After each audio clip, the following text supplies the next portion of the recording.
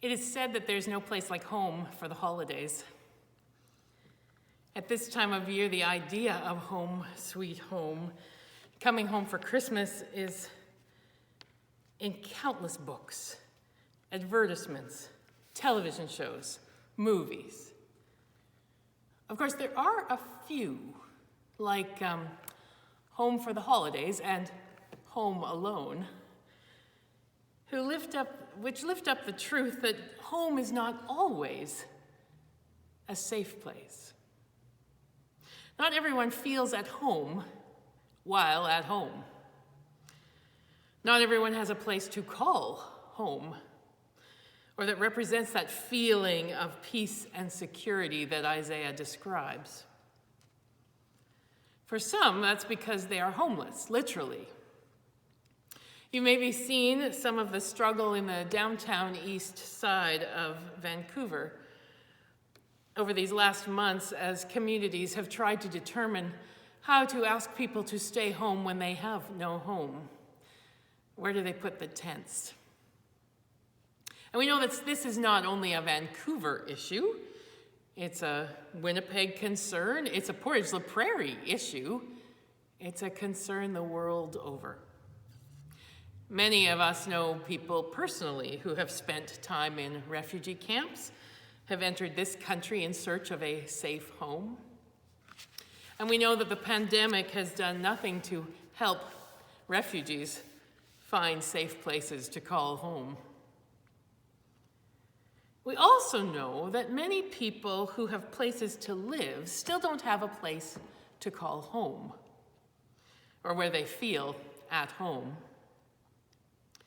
During this time of quarantine, we know that some people have found the isolation particularly difficult. Extroverts who live alone and crave community connection just want somebody to talk to in person. Those who struggle with mental illness can find the isolation debilitating. Those for whom finances are tight or who carry a particularly high stress load for other reasons may be finding home life particularly tense right now. And if life at home is violent or prone to conflict generally, well, you already know how much more difficult it is to be limited in your ability to leave.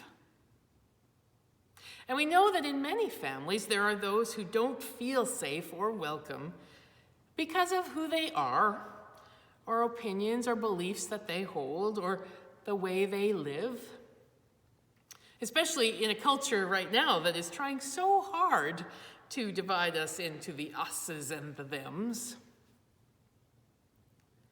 And there may be some families who just aren't used to spending so much time under one roof, who are finding the adjustment challenging. I noted last week that this time in the world is inviting us to connect with the Christmas story in ways that we may not have connected before. And so I'm wondering this year how many people can relate to that feeling of being told there is no room for them. How many are with Isaiah, just longing for that time when God's people will live in peace, in secure homes, in carefree resting places.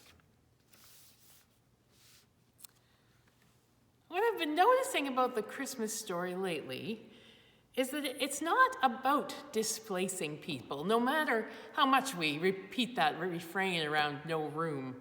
It's not about shutting people out. It's actually a story about making room where there's no room. See, it turns out that as much as we have made it part of our beloved tradition, as much as I have often made use of that stable imagery as part of our nativity scenes, the story doesn't actually suggest that Jesus was born in a barn. So why have we thought that? Well, partly because people like me keep saying it, but it's mostly because of that manger, the feeding trough for animals, right? We put that together with the traditional translation of there being no room at the inn, and we picture the inn, and we put the horses out back in the barn, right? The problem is, of course, that our assumptions come from what we know about our culture, our way of living. Even if we think back to the olden days when they traveled with animals, we think back to our great-grandparents, perhaps. The other problem is that we often, especially at this time of year, tell the story using an English translation of a Latin translation of the Greek. So, what that actually says in the Greek is that there was no room in a word that means guest house or spare or upper room in a private house or village where travelers received hospitality and where no payment was expected. So like the place where Jesus and his friends held the Passover meal that we remember every time we share communion together.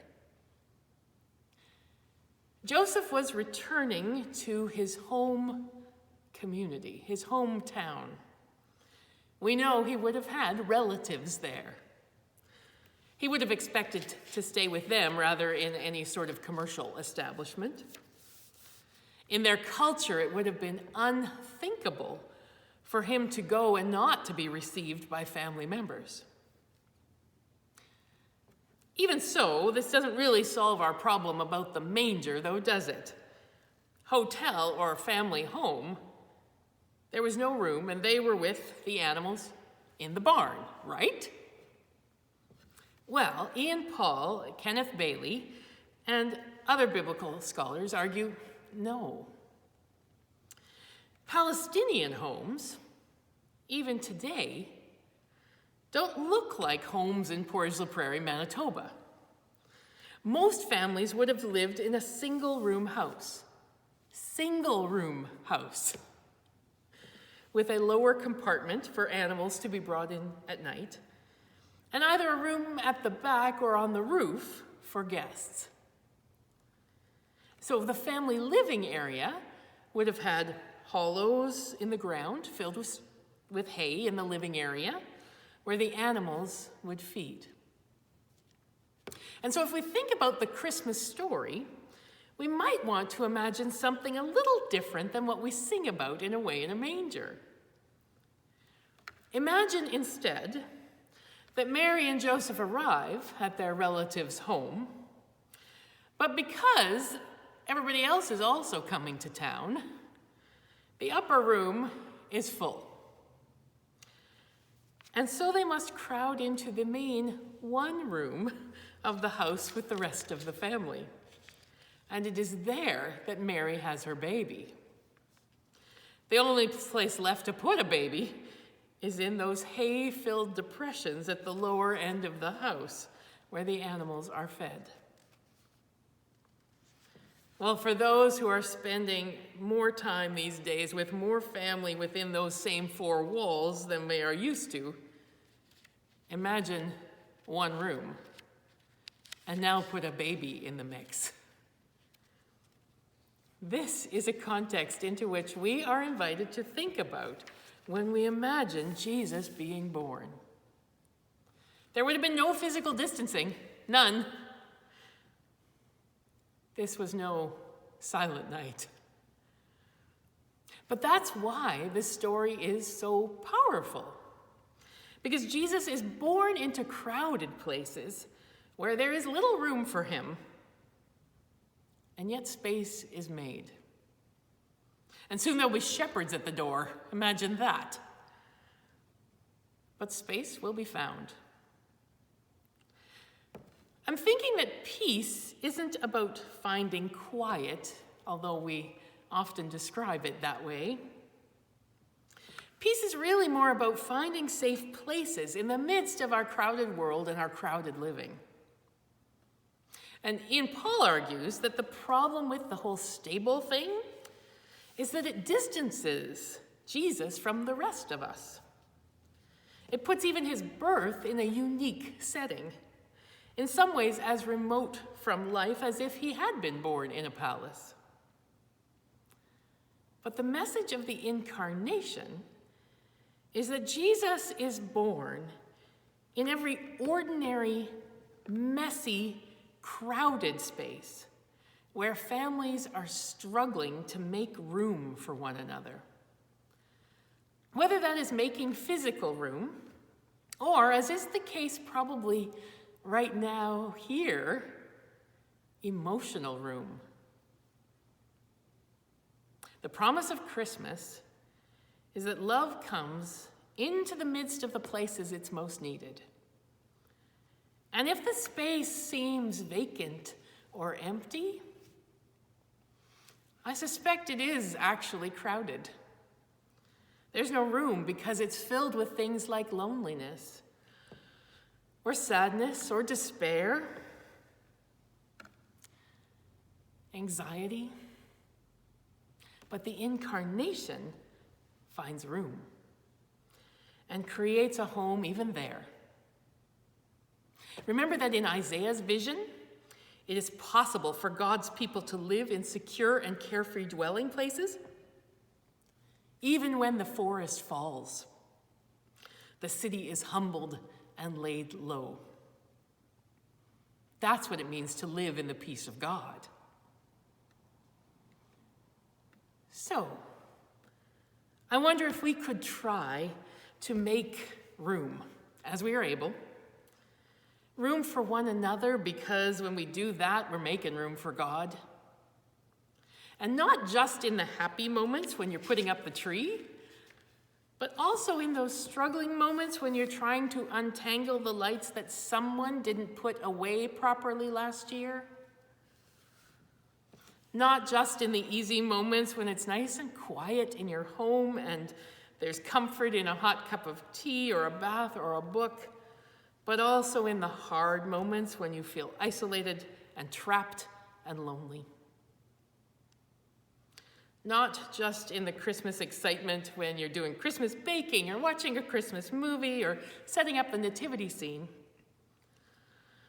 but also in the challenging days when you can't do what you want to do because you are too tired, or you're too overworked, or you can't get the supplies you need because they're not essential, or you really disagree with what someone is doing or saying, or simply because it's not allowed. It is then, particularly then, that we are called into this Advent journey of peace, to make room where it seems like there can be no room. May we all find our way home in a world that is longing for home, no matter where it is that we actually live. Amen.